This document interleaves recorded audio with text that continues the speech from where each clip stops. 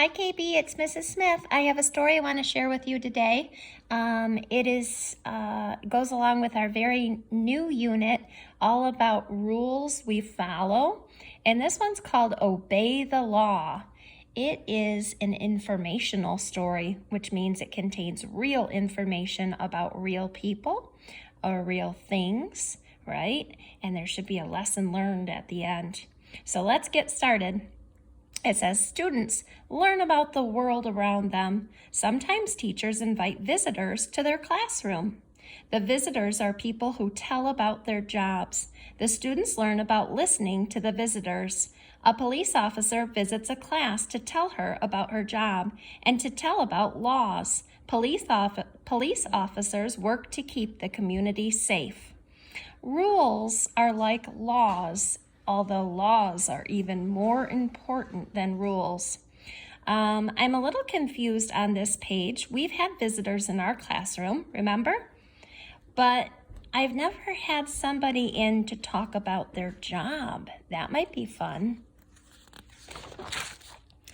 Laws are rules made for the whole community. When people break laws, they can get hurt. Others can get hurt too. A driver who ignores a stop sign can cause an accident. Police officers look out for people who break laws. A judge visits a class to tell about his job. Judges also work to keep the community safe. When police officers find people who break laws, the officers bring the lawbreakers to court. At court, the judge listens. So this first paragraph, again, was about a police officer, and I learned that police officers look for people who are breaking laws. And the reason we don't want to break laws is that we could get hurt or somebody else could get hurt. But this paragraph was mostly about a judge. So first they had a police officer visit their classroom, and now they have somebody who works in a court called a judge. Maybe we'll learn more about the judge on the next page. At court, people tell whether or not they broke the law. Another person, a lawyer, helps them tell their story. The lawyer stands beside them to help explain the law. Another group of people, called a jury, listens to the story. The jury decides whether or not the person broke the law. If the jury decides the law was broken, then the judge must decide what to do. I know we're reading a informational story because people like lawyers and juries and a court and police officers, these are all real people, real jobs that you could have someday. How many of you want to be a police officer? Raise your hand if you do. Anybody want to be a lawyer? You have to learn all about the laws. Police officers, judges, lawyers, and juries all work together. They make up the community system for keeping it safe.